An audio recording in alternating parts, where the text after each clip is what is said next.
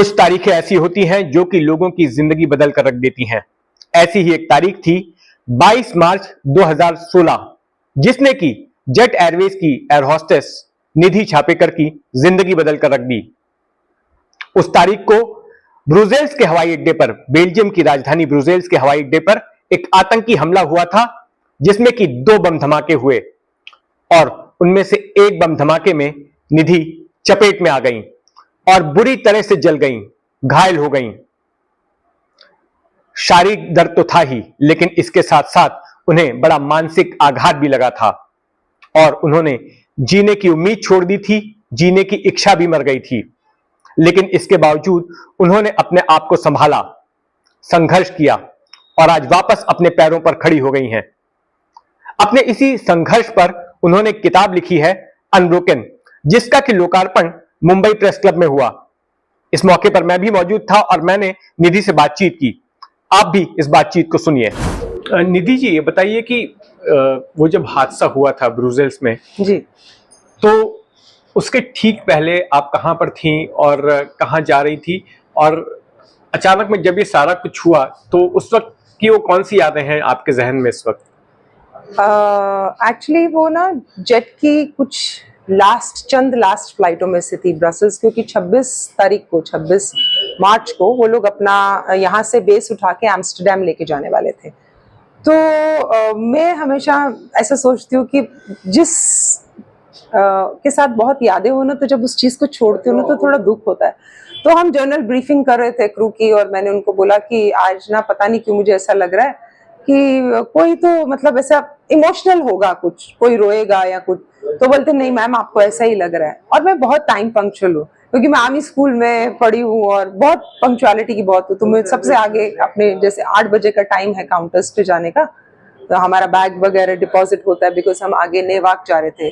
तो मैं जा रही थी, तो मैं एस्केलेटर से चले गई। मेरे पास 3 बैग्स थे, सब लोग एलिवेटर्स की वेट कर रहे थे, कुछ लोग नीचे थे, अभी बैग्स ही निकाल रहे थे। मैं फास्ट चले गई कि नहीं, मैं लाइन में जाके पहले खड़े हो जाऊं।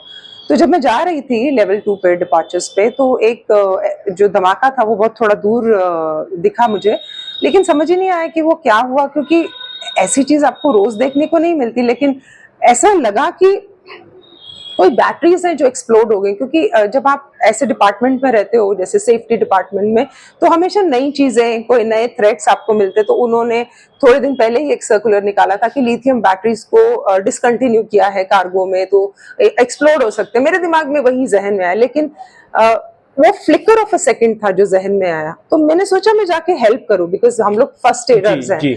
तो उतनी देर में मुझे पीछे से किसी ने खींच लिया, तो बोले कहाँ जा रही हो? मैंने बोला हेल्प, और बस ये 2 ही सेकंड, और उतनी देर में ऐसे जैसे भगदड़ मच गई और लोग चिल्लाने लगे, रोने लगे। और इस तरफ क्योंकि एग्जिट था और एक एग्जिट राइट में था, तो मेरे को ऐसा लगा पता नहीं क्या हो गया और एकदम स्टैम्पेड हो जाएगी। और ये मालूम ही नहीं था कि एक और बहुत मेरे बगल में एक डेटोनेटर लेके 25 किलो RDX लेके एक बैग में है। और जब तक मुझे ये रियलाइज हुआ कि वो बंदा है, तब तक मैं बस टर्न लिया और एक्सप्लोजन हो गई। और मुझे इतना याद है कि मैं बहुत दूर उड़ के गिरी, और बस लास्ट में मैंने यही अपने दिमाग में बोला कि ओह, ये तो बॉम्ब ब्लास्ट था, और फिर मैं बेहोश हो गई। उस घटना के बाद, उस आतंकी हमले के बाद, हम यहाँ भारत में हमने वो तस्वीरें देखी। यहाँ के एक अखबार ने फ्रंट पेज पर आपकी तस्वीर छापी थी, जिसमें कि आप काफी बुरी हालत में थी, आपको बर्न्स की इंजरी थी और आप सेमी कॉन्शियस पड़ी हुई थी वहां के हवाई अड्डे पे। उस घटना ने कैसे आपकी जिंदगी बदल दी और उसके बाद कैसे आप वापस से रिकवर कर पाई, वापस से आज आप सामान्य दिख रही हैं, लेकिन आप पर काफी कुछ गुजरी है, आपने संघर्ष किया है, उसको थोड़ा सा संक्षेप में बताइए।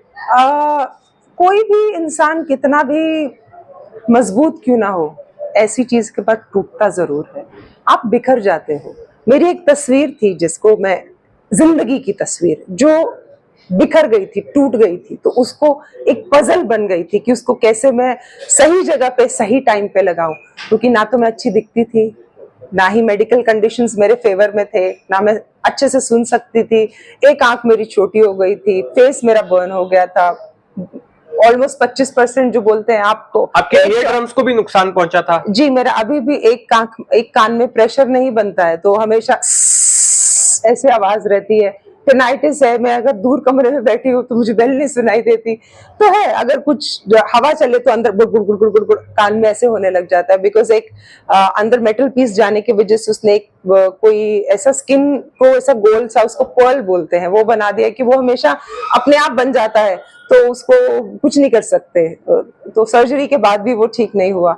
तो जब बहुत सारी चीजें आपके जिसको बोलते हैं ना सामने आ जाती है, या तो आप दो ही चीजें कर सकते हो, या उसके लिए संघर्ष कर सकते हो वापस आने के लिए, या फिर तुम टूट के एक जिसको बोलते हैं ना कि एक बेचारे की जिंदगी बिता सकते हो। और मुझे वो जिंदगी नहीं बितानी थी, तो मैंने सोचा कि मर जाना अच्छा है, क्योंकि वो शॉर्टकट रहता है ना।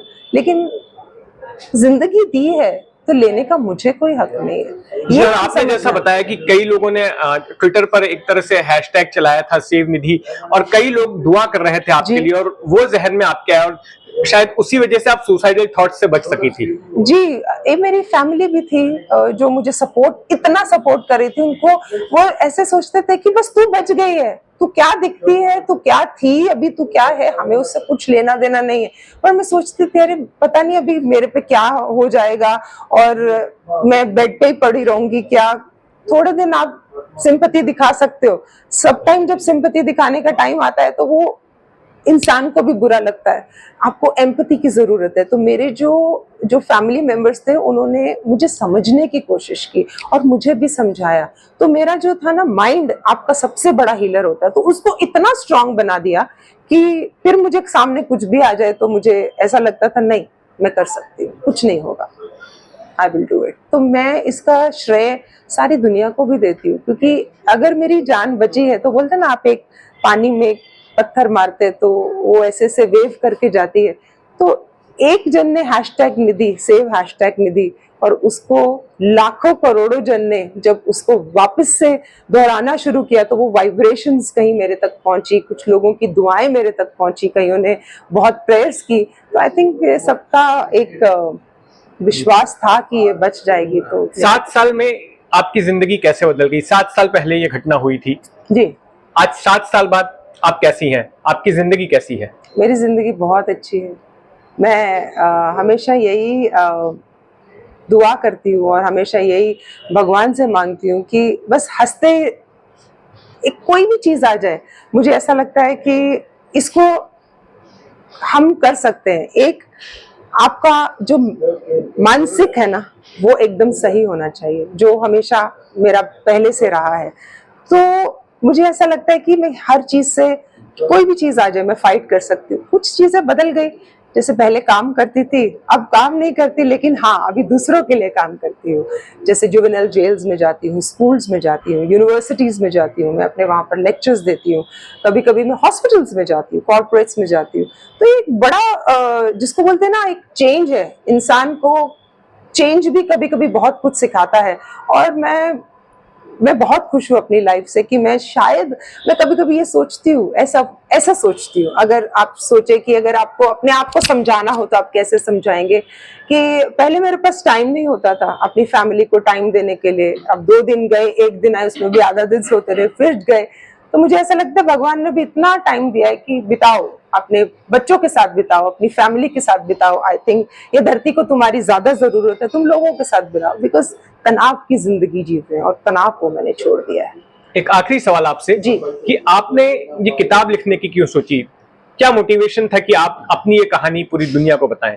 मैं तो एक्चुअली किताब नहीं लिख रही थी। मुझे इंसिडेंट के बाद कैसा होता था कि कुछ भी याद नहीं था मुझे। अब मेरे बच्चों का बचपन अभी तक याद नहीं है, कुछ भी याद नहीं है, तो बहुत कुछ मैं भूल जाती थी। ये मुझे बोलते थे अरे अभी तो बताया था ऐसा हुआ, अरे वो तो आए थे, अरे इस तरह से हुआ था। तो फिर मुझे इन्होंने बोला, मेरी फैमिली ने, कि तू लिख, तो तेरे को याद रहेगा, तुझे कॉन्फिडेंस आएगा। ऐसे मैं सोचती डेट क्या है, तो बोलती जब तू लिखेगी तो इट्स अ थेरेपी, तू लिख।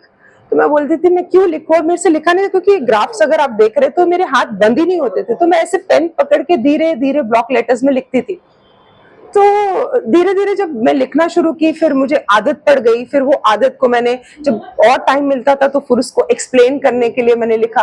तो जब मैं ही अपने आप को पढ़ती थी कि अरे ये तो इतना अच्छा, ऐसा मुझे लग रहा है कि मैंने तो मतलब एक कोई वॉर जीत ली है, इस तरह से मुझे लगता था कि मैंने इतना कर लिया, मुझे पता ही नहीं था।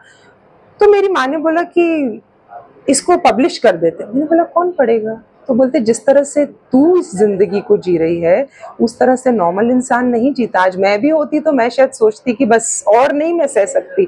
तो मुझे कहीं लगा कि कुछ है। तो ऐसे ही टाइम्स ऑफ इंडिया ने इंटरव्यू लिया जैसे आप आज ले रहे हैं, तो उन्होंने बोला कि तुम इसको लिखोगी क्या? तो मैंने बोला हाँ मैं इसको लिखूंगी। और उस टाइटल से फिर मंजुल पब्लिकेशन मेरे पास आई और उन्होंने बोला हम आपकी किताब लेना चाहते हैं। तो मैंने बोला वो तो थीसिस फॉर्म में है और हैंड रिटन है। तो उन्होंने बोला हम टाइप कर लेंगे, सब कर लेंगे, आप बस किताब के मतलब आप हमें दे दीजिए। तो हमने दे दी, बट वो इतनी सुंदर आई कि आज जब मैं भी कभी डगमगा जाती हूँ, घबरा जाती हूँ, आफ्टर ऑल इंसान ही हूँ, तो कभी पन्ने पलट के देखती हूँ तो खुशी होती है और फिर बोलती हूँ नहीं बहुत कुछ करना है। धन्यवाद निधि जी। और आपकी कहानी वाकई काफी प्रेरणादायी है, जिस तरह से आपने संघर्ष किया और वापस आप की जिंदगी पटरी पर लौटाई है। कई लोग बिल्कुल इससे सबक लेंगे, कई लोग हमारी इस दुनिया में हैं जो किसी ना किसी तरह का संघर्ष कर रहे हैं जी। और अगर वो आपकी किताब पढ़ेंगे तो मुझे उम्मीद है कि उन्हें ऊर्जा मिलेगी। धन्यवाद। Thank you.